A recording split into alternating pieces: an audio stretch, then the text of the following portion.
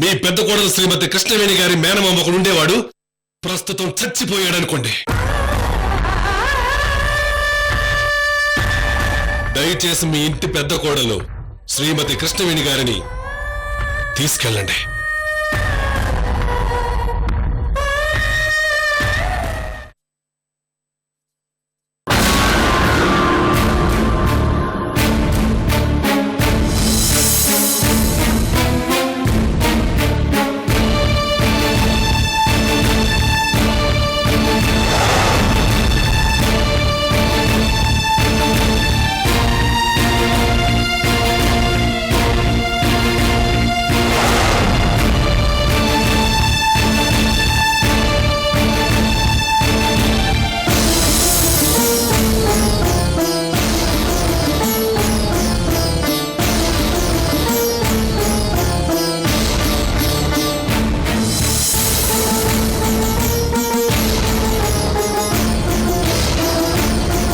నిన్ను మా మనసుల నుంచి తీసేశాక నీ వస్తువులు, నీ జ్ఞాపకాలు ఏవీ నా ఇంట్లో ఉండడానికి వీల్లేదు.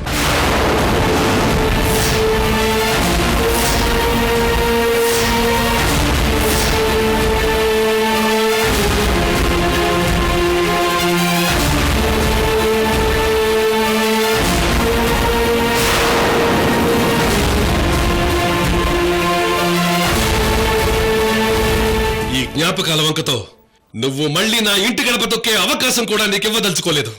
అందుకే నీతో పాటే నీ జ్ఞాపకాలు కూడా తీసుకెళ్ళిపో.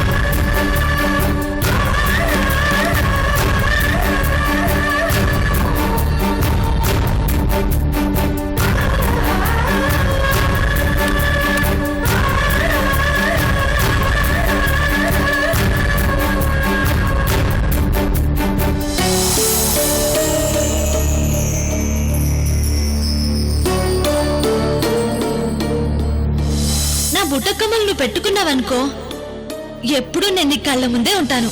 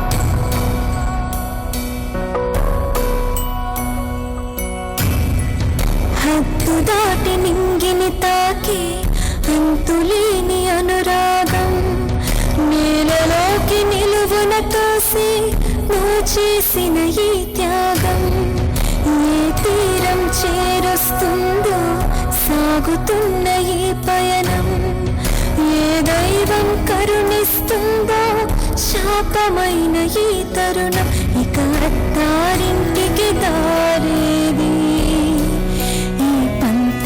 ఎప్పుడు తీరేది అనుబంధాలెప్పుడు చేరేది ఇక అత్తారింటికి దారేది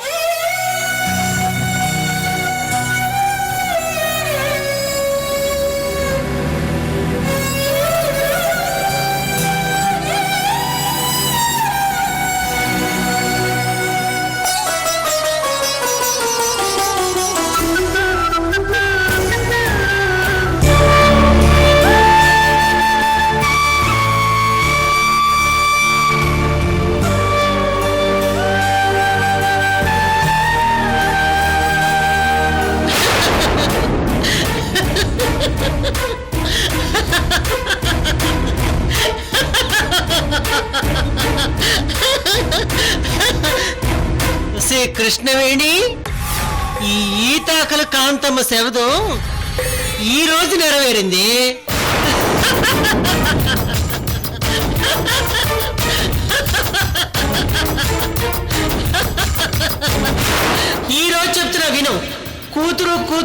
ఉన్న నీ మేనమామ చేతులతోనే నిన్నింట్లోంచి గంటించకపోతే నా పేరు కాంతమ్మే కాదు.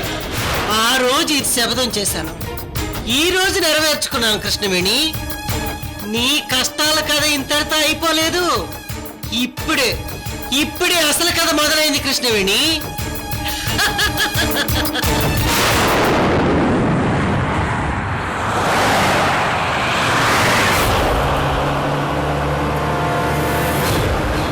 నాన్న, కృష్ణవేణి వెళ్ళిపోయింది నాన్న.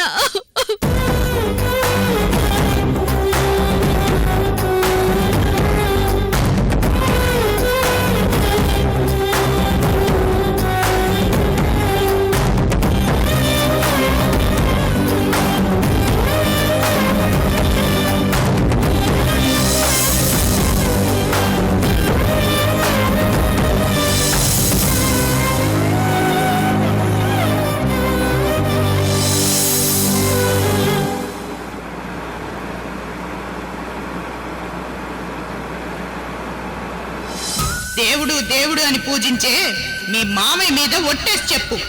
అవును, నాకు ఈ పెళ్లి ఇష్టమే. చివరికి మీ మీద కూడా ఒట్టేశాను మామయ్య. రత్నప్రభ గారికి ఇచ్చిన మాట నిలబెట్టుకోవడం కోసం మీ మీద ఒట్టేసి చెబితే గాని నన్ను వదిలిపెట్టి ఇంటికి వెళ్ళరని ఒట్టేశాను మామయ్య.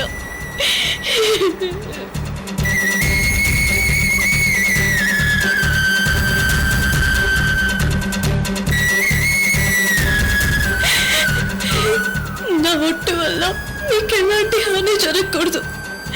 నా ఆయుష్ కూడా పోసుకొని మీరు కలకాలం సంతోషంగా ఉండాలి మావయ్య, సంతోషంగా ఉండాలి.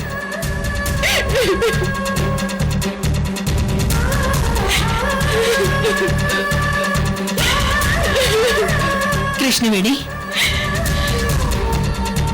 ఏడకు, నీకంతా మంచి జరుగుతుందమ్మా. ధైర్యంగా ఉండు.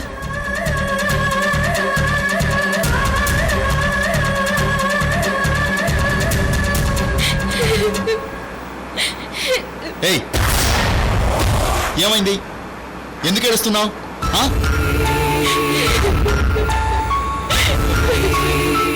ఏడవకు, ఏడవకు.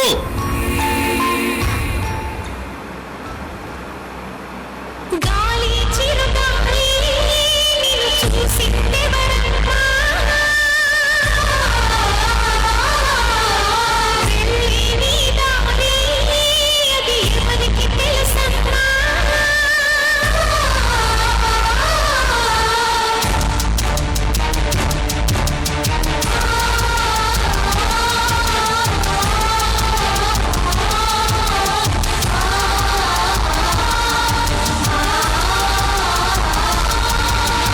గాలి చిరుగాలి నిన్ను చూసిందే వరమ్మా, వెళ్ళి నీ దారి అది ఎవరికి తెలుసమ్మా.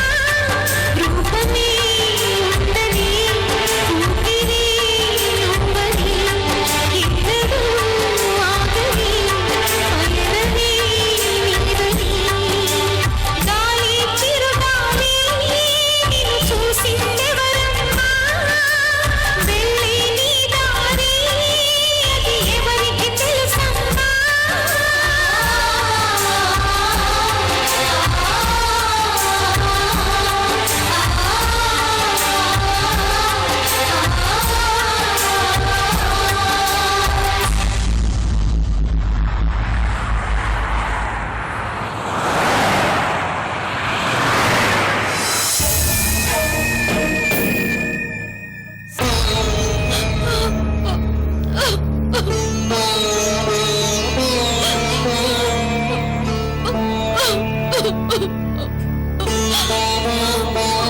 ఓ మై గాడ్, పెళ్లి జరిగిపోయిందా? నాన్న ఎంత చెప్పినా కూడా వినకుండా వెళ్ళి పెళ్లి చేసుకుంది పావని. కృష్ణవేణి చదువులో ఎంత ఇంటెలిజెంట్ స్టూడెంట్, పెళ్లి విషయంలో ఆ మాత్రం ఆలోచించలేకపోయిందా? గుడిలో కృష్ణవేణి మాటలు ఒక్కొక్కటిగా గుర్తు చేసుకుంటుంటే ప్రాణం పోతుంది పావని. అయ్యో, పెళ్లి ఆగిపోయింది, మీ ఇంటికి వచ్చిందనుకున్నాను. అసలు తనెందుకు ఈ పెళ్లికి ఒప్పుకుందో అడగాలని వచ్చాను. పెళ్లి చేసుకోవడం, ఇంటికొచ్చి తిరిగి వెళ్ళిపోవడం, ఇదంతా ఎక్స్పెక్ట్ చేయలేదు అలవేణి. పావని, కృష్ణవేణి ఇదంతా ఎందుకు చేసిందో ఏమో. ఏదో ఒక కారణం ఉంటుంది పావని. నేను అదే ఆలోచిస్తున్నాను అలవేణి. అసలు ఆ జమీందారు ఇంట్లోకి పెయింటింగ్ టీచర్ గా వెళ్ళమని చెప్పింది నువ్వే కదా. వాళ్ళసలు మంచివాళ్లేనా? వారి గురించి నాకు పెద్దగా తెలియదు. వేరే ఫ్రెండ్ ద్వారా జాబ్ విషయం తెలిస్తే కృష్ణవేణి గుర్తుకొచ్చి చెప్పాను. నువ్వసలు ఆ ఉద్యోగం గురించి చెప్పకపోయింటే బాగుండేది పావని. ఏం చేద్దాం, కృష్ణవేణి తలరాత తలకిందులవ్వడానికి ఆ దేవుడు నన్నిలా ఉపయోగించుకున్నాడనుకుంటా. నాకు బాధగా ఉంది అలవేణి. అసలు ఎందుకు పెళ్లి చేసుకుందో ఎంత ఆలోచించినా అర్థం కావట్లేదు పావని. కృష్ణవేణికి డబ్బాస, లగ్జరీగా ఉండాలన్న ఫ్యాషన్ లేదు. ఏదో ఒకటి జరుగుంటేనే కృష్ణవేణి ఇలాంటి డెసిషన్ తీసుకొని ఉండొచ్చు. అవును, ఒకసారి కృష్ణవేణికి డబ్బు అవసరం వచ్చి నా దగ్గరకొచ్చింది. అసలు అంత మొత్తం డబ్బు కృష్ణవేణికి ఎందుకు అలవేణి? అప్పుడు బ్యాంకు కుంభకోణం జరిగింది. అది మా బాబాయ్ చేశాడని బ్యాంకు వాళ్ళు వచ్చి తీసుకెళ్లారు. బ్యాంకులో కొట్టేసిన 30 లక్షలు 24 గంటల్లో తిరిగిస్తే బాబాయ్ మీద ఎలాంటి కేసు ఉండదంటే కృష్ణవేణి డబ్బుల కోసం నీ దగ్గరకొచ్చి అడిగింది. నిజంగా మీ బాబాయ్ 30 లక్షలు తీశాడా? అయ్యో, మా బాబాయ్ నిర్దోషి. నాగరాజు అనే అతను 30 లక్షలు నొక్కేసి మా బాబాయ్ మీద తోసేశాడు. మరి ఆ డబ్బులు మీరు రికవరీ ఎలా చేశారు? ఆ డబ్బుల కోసమే కృష్ణవేణి తిరిగింది. అదే ఫైనల్ గా డబ్బులు దొరికాయా? కృష్ణవేణి తీసుకొచ్చిందా? ఆహా లేదు, తనకెక్కడా డబ్బులు దొరకలేదు. మరి మీ బాబాయ్ బయటకెలా వచ్చారు? ఆ 30 లక్షలు కొట్టేసిన నాగరాజు పోలీసుల దగ్గర లొంగిపోయాడు. దాంతో మా బాబాయ్ తప్పులేదని తెలిసింది. 30 లక్షలు కొట్టేసిన నాగరాజు సడన్ గా తప్పు చేశారని ఎందుకు ఒప్పుకున్నాడు? ఏమో, నాకు తెలీదు. ఆ గొడవల్లో నాన్నకి హార్ట్అటాక్ వచ్చింది. అందుకే కృష్ణవేణి తనే దగ్గరుండి డబ్బుల కోసం తిరిగింది. చివరికి డబ్బులు అవసరం లేకుండానే అంత సుఖాంతమైంది.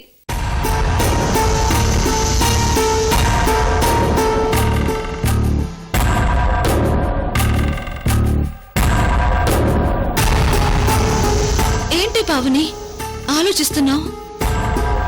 ఏం లేదు. అయినా కృష్ణవేణి పెళ్లి చేసుకోవడానికి ఆ గొడవకి సంబంధం ఏంటి?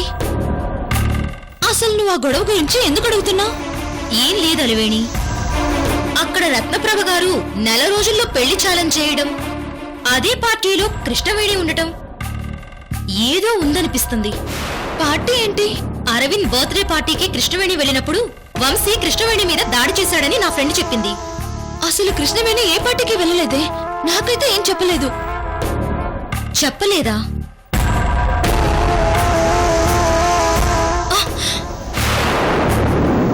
ఏమైంది పావని? మీ అమ్మమ్మ. అమ్మమ్మా, నువ్వు రూమ్ లో ఉన్నావేంటి? ఏం లేదు, నువ్వు పావని ఏం మాట్లాడుకుంటున్నారా అని చాట్ నుంచి వింటున్నాను. ఇంట్లో అందరూ బాధపడుతుంటే నీకు పిచ్చి చేష్టలు చేయాలనిపిస్తుందా ముసల్దానా? నీకు బుద్ధి లేదు, పో. పోతాను లేదే, ఆగు. ఏ అమ్మా పావని, మళ్ళీ ఇంటికొచ్చావేంటి? ఓహో, కృష్ణవేణి ఎందుకు పెళ్లి చేసుకుందని ఆరాలు తీయడానికి వచ్చావా? అదే బామ్మగారు, ఏం జరిగిందోనని టెన్షన్ గా వచ్చాను. చూడమ్మా పావని, కృష్ణవేణి పిచ్చాడిని ఎందుకు పెళ్లి చేసుకుందని నువ్వు ఆరాలు తీయడానికి వచ్చావు. ఇక్కడేమో కృష్ణవేణి పిచ్చాడిని పెళ్లి చేసుకుని వెళ్ళిపోయిందని రాగాలు తీస్తూ మేమేడుస్తున్నాం. నువ్వొచ్చి ఎందుకు ఏమిటి ఎలా అని లాగేవనుకో మమ్మల్ని ఇంకా బాధ పెట్టిందని అవుతావు. దయచేసి వెళ్ళిపో అమ్మా. అమ్మమ్మా, తను వెళ్తుంది గాని నువ్వు వెళ్ళు. ఇల్లు కాలు ఒకడు ఏడుస్తుంటే చుట్టు కాల్చుకోవడానికి నిప్పడిగాడంట ఒకడు. అలా ఉంది నీ ఎవ్వారం.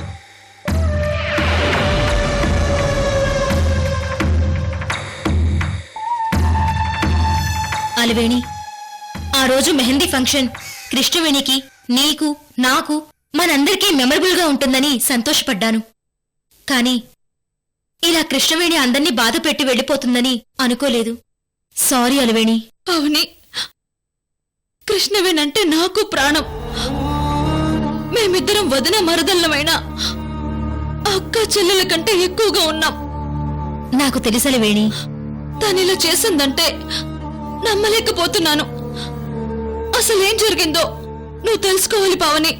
కృష్ణవేణి వంశీని ఎందుకు పెళ్లి చేసుకుందో తెలుసుకొని తీర్తానని వేణి. It's my promise.